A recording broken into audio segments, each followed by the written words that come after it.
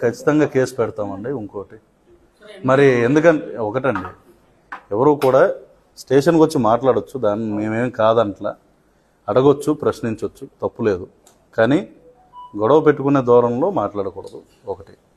రెండోది, అంతమందిని వేసుకుని ఛాంబర్లోకి వచ్చేసి ఇది ఎందుకు తెచ్చారు ఏంటని అడగటం ఓకే, బట్ గొడవ పెట్టుకోకూడదు. వాట్ వీఆర్ టెల్లింగ్ ఈజ్ అనవసరంగా SHOని ఇంటిమిడేట్ చేసే విధంగా స్టేషన్స్కి వచ్చి ఆ విధంగా ఎక్కువ మందిని తీసుకొచ్చేసి అక్కడ గొడవ చేయడం అనేది కరెక్ట్ కాదు. ఎందుకంటే మాట్లాడింది ఎలాగో ఒకళ్ళిద్దరే కాబట్టి అదేదో ఒకళ్ళిద్దరు వచ్చి గౌరవంగా మాట్లాడితే మాకు అభ్యంతరం ఏం లేదు దాంట్లో. కానీ మా స్టాఫ్ని ఇంటిమిడేట్ చేస్తే కంపల్సరీ దానికి మేము చర్య తీసుకోవస్తాం. అది వచ్చింది, నా దృష్టికి వచ్చింది కాబట్టే పెడుతున్నాం. ఎందుకంటే we wanted to pass on a message to everyone and also my staff also. ఎవరికి భయపడి పనిచేయాల్సిన పని ఏం లేదు. జిల్లాలో ధైర్యంగా పనిచేయవచ్చు. ఎవరైనా వైలేట్ చేసి ఒకవేళ బెదిరించే దూరంలో స్టేషన్స్లో ఎవరు బిహేవ్ చేసినా, ఇదేమీ ఒక పర్టికులర్ పార్టీయో పర్సనో కాదు. ఈరోజు సందర్భం వచ్చింది కాబట్టి చెప్తున్నాం. అది టుడే నీడ్ హ్యాస్ కమ్. ఎందుకంటే నేను కొత్తగా వచ్చాను. నేను వచ్చిన తర్వాత ఇటువంటిది మొదటి సంఘటన నేను చూసింది కాబట్టి మొదటి సంఘటనకే రెస్పాండ్ అవ్వాల్సిన బాధ్యత యాజ్ యూనిట్ ఆఫీసర్గా నా మీద కూడా ఉంది. కాబట్టి ఎందుకంటే నా స్టాఫ్కి కూడా నేను ధైర్యం చెప్పుకోవాల్సిన బాధ్యత ఉంది. ఇప్పుడు ఎవరో వచ్చి బెదిరిస్తే అంత భయపడతా డ్యూటీ చేయమని చెప్పి నేనైతే చెప్పను. కాబట్టి అందరికీ కూడా వాట్ వీఆర్ రిక్వెస్టింగ్ ఈజ్, మీరు మాతో గౌరవంగా ఉన్నాను, మేము మీతో గౌరవంగా ఉంటాం, అంతే. ఎందుకు అరెస్ట్ చేస్తున్నారు చెప్పండి. నా స్టేషన్లో కాదులేండి, మచిలీపట్నం స్టేషన్లో. మరి మీ దగ్గర కూర్చోబెట్టుకున్నారుగా అంటే ఆ స్టేషన్ మచిలీపట్నం పోలీస్ స్టేషన్ కూడా నేనే సీఏ అన్నాడు.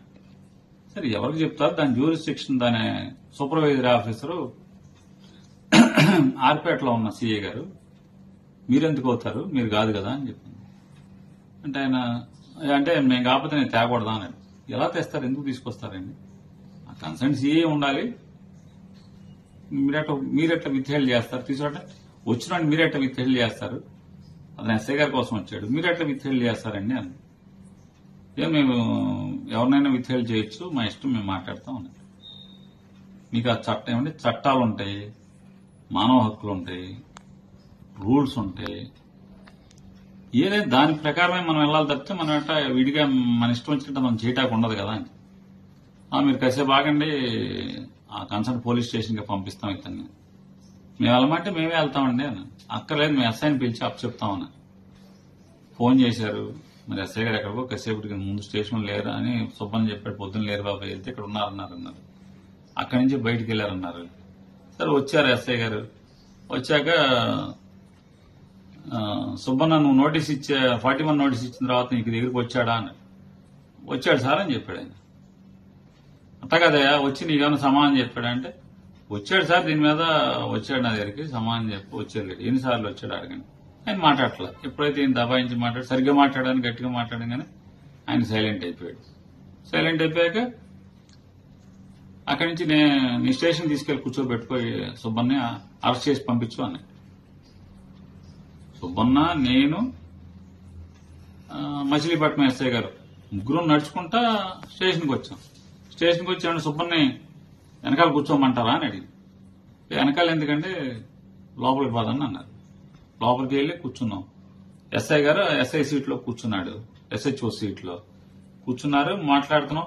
కాస్త తొందరగా పెళ్లి ఉందండి, మీరు ఏదంటే తొందరగా రిమైండ్కి పెట్టేసేయండి, పెడితే ఏదో తెప్పలేదా కోర్టులోనే పడతాం, తొందరగా పెట్టేసేయండి, కాస్త మీరేమైనా చేయగలిగితే కాస్త తొందరగా అని పెట్టేస్తానండి అని చెప్పి మాట్లాడుతున్నాను.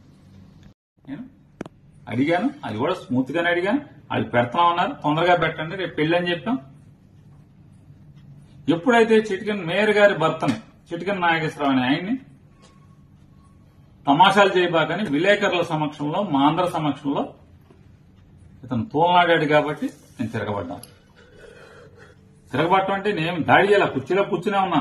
రెచ్చగొడతాకి లేచి నుంచుని నన్ను రెచ్చగొట్టినాడు ఆయన. నేనే కుర్చీలో కూర్చునే మాట్లాడా. ఇది నేను నువ్వు అంటావా, ఎట్లా అంటావని మాట్లాడాను. నన్నేం ఉరేయలేవన్నాడు. నువ్వు సుబ్బను ఉరేస్తావండి, నువ్వు సుబ్బను ఉరేయలేవు అని చెప్పాను. అతను హై పిచ్ లో మాట్లాడాడు, నేను హై పిచ్ లో మాట్లాడాను. మేము ప్రజా జీవితంలో 25 ఏళ్ళ నుంచి ఉన్నాం ఎస్పీ గారు. కావంటే ఇప్పుడున్న గుంటూరు ఐజీ గారు ఇక్కడ ఎస్పీ చేశారు. అన్ని సార్లు కంప్లైంట్లకు వెళ్ళాం, గ్రీవెన్స్లకు వెళ్ళాం. ఎప్పుడన్నా మీకు కలబడితే అడగండి, పేరు నాని పోలీసుల మీద దాడులు చేసాడా, స్టేషన్కి వచ్చి ముద్దాయిలు వదలమంటాడా అడగండి. 100 మంది ఆఫీసర్లు ఉన్నారు, ఇక్కడ డిఎస్పీలు చేసిన వాళ్ళు ఉన్నారు. మేము అపోజిషన్ లో ఉన్నప్పుడు చేశారు, రూలింగ్ లో ఉన్నప్పుడు చేశారు. చట్టం తెలిసిన వాడిని, విచక్షణ తెలిసిన వాడిని. నేను కేసు నా మీద ఇప్పుడు బోలని కేసులు ఉన్నాయి, రాష్ట్రంలో చాలా చోట్ల కూడా ఉన్నాయి. నేనేం నేరం చేయలే, నాకేం తప్పుడు వ్యాపారాలు లేవు. నేను బ్యాడ్ క్యారెక్టర్ కాదు, నేనేం కూనీలు చేయను, మర్డర్లు చేయను, రౌడీజం చేయను. అవమానిస్తే తిరగబడతాను. మీ వాళ్ళు ఉద్దేశపూర్వకంగా కావాలని రిజర్వ్ ఎస్ఐ గారి చేతిలో ఫోన్ పెట్టాడు. వస్తా ఆయన మీడియాని తెచ్చుకున్నాడు, మాట్లాడాడు, రెచ్చగొట్టేట్టు మాట్లాడాడు. ఆయన లేడు. మేము వెళ్ళినాం, నేను ఎస్ఐ ప్రభాకర్ గారు, సుబ్బన్న ముగ్గురు వెళ్ళాం స్టేషన్లోకి. ఈ చిల్లపూడి స్టేషన్ నుంచి ముగ్గురు నడుచుకుంటా వెళ్ళాం, మాట్లాడుకుంటా. మీరు చర్యలు తీసుకోండి తప్పి మీ వాళ్ళు చాడీలేని చర్యలు తీసుకోండి. వాళ్ళు చెప్పిందే మీరు నిజం నమ్మండి, తప్పేం లేదు. కాకపోతే వాస్తవాలు ఏంటో తెలుసుకోండి. నేనైతే సుబ్బన్ని మరొకసారి చెప్తాను, సుబ్బన్ని విడిచిపెట్టమని అడగలేదు, నేను తీసుకెళ్తానని అడగలేదు. ఇది అసత్యం. తొందరగా రిమాండ్కి పెట్టండి, రేపు పెళ్లి ఉంది, పీటల మీద ఇట్లనే కూర్చోవాలి అని మాత్రం నేను గట్టిగా మాట్లాడాను, చెప్పాను. చెప్తే వాళ్ళు సరే పెట్టేస్తాం రిమాండ్కి అన్నారు. అంతకుమించి ఎప్పుడైతే మా మేయర్ గారి భర్తని అతను మాట జారాడో అక్కడి నుంచి మాత్రం కావాలని రెచ్చగొట్టినట్టున్నాడు, కావాలని మాట్లాడినట్టున్నాడు.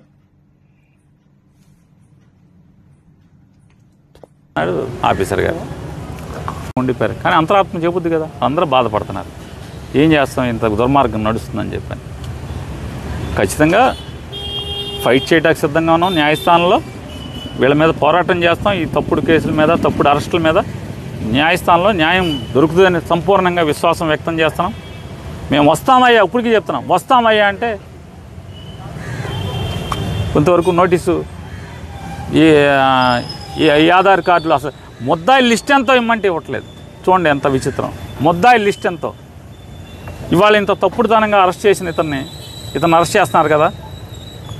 ఒక ఆర్ఎంపీ డాక్టర్ని ఇంటికి వెళ్ళి పోలీసుల సమక్షంలో ఒక సబ్ ఇన్స్పెక్టరు, 3 కానిస్టేబుల్స్ ఉండగా ఇల్లంతా ధ్వంసం చేసి అతన్ని చావబాది హత్యాయత్నం చేసి కాళ్ళు చేతులు ఇరగ్గొట్టి మోకాళ్ళ మీద నుంచోబెట్టి వీడియోలు రికార్డ్ చేస్తే ఇంతవరకు వాళ్ళ మీద నోటీస్ ఇవ్వాల, పోలీస్ స్టేషన్కి కనీసం పిలవను కూడా పిలవాల. అరెస్టు సంగతి దేవుడెరుకు, పోలీస్ స్టేషన్కి పిలవాల. ఎవరయ్యారంటే పాత కేసుల్లో ముద్దాయిలు, ఎంతోమంది దళితులను కొట్టిన కేసుల్లో ముద్దాయిలు అరెస్ట్ అయ్యి బెయిల్ మీద బయట తిరుగుతున్నటువంటి ముద్దాయిలు. మరి ఇటువంటి రౌడీల్ని విచ్చలవిడిగా బతిమాలుతున్నాడు. ఒక చోట వీడియోలో బతిమాలుతున్నాడు, సార్ మీ ప్రభుత్వం సార్ అని. అదేం రౌడీ షీటరు. పలు కేసుల్లో, రౌడీజం కేసుల్లో, దాడుల కేసుల్లో, హత్యాయత్నాల కేసుల్లో ముద్దాయిలుగా ఉన్న వాళ్ళని వీళ్ళు బతిమాలుతున్నారు. తప్పండి, మీ ప్రభుత్వం అండి, మీ ప్రభుత్వం అండి, మీ ప్రభుత్వానికి చెడ్డ పేరు వస్తుందండి. చూడండి, ఇంతవరకు నోటీస్ ఇవ్వలేదు, పిలవలేదు, అరెస్ట్ చేయలేదు. ఇది పోలీసు వ్యవస్థ బందర్లో ఎన్ని కాళ్ళ మీద నడుస్తుందో ప్రజల్ని నిర్ణయించమని ఆలోచించుకోమని విజ్ఞప్తి చేస్తాం. 400 మందిలో చెప్పడం వల్ల మిమ్మల్ని అరెస్ట్ చేసి కోర్టు పెట్టడం మాకున్నది అది.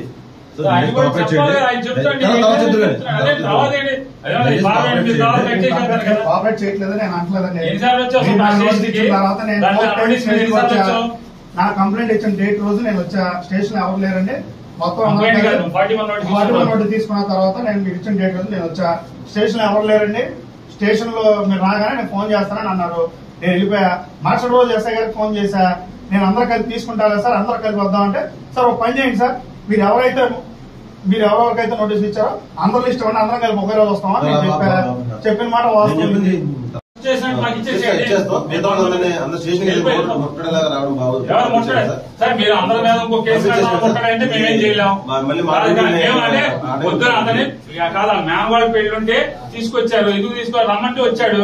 నేను పోయి పొద్దు నుంచి ఇక్కడే ఉన్నాడు, ఇంట్లో ఆడవాడు ఫోన్లు ఏమంటే మా ఆయన పిలిచారు ఎందుకో పొద్దు నుంచి వదలలేదండి అంటే వచ్చాము. ఎవరు ఉన్నారు మేము ఆడింది నలుగురులో చెప్పింది మాట, నలుగురులో చెప్పింది మాట ఎవరు తెలుసండి అనుకుని నవ్వుకున్నారు వాళ్ళు, వాళ్ళు నవ్వుకున్నారు ఏం పర్లేదు తెచ్చారు అనుకుని నవ్వుకున్నారండి. అవునండి నేను అప్పుడు గుర్తుపట్టలేదు, ఇప్పుడు గుర్తుపట్టాను రోజు వస్తుంది కంగారు. సరే బాబు మీరు ఏం చేస్తారు చేయండి, మా ఆయన ఊరేస్తారేమో అంతేనా, వేస్తారండి మీరు వేస్తారా?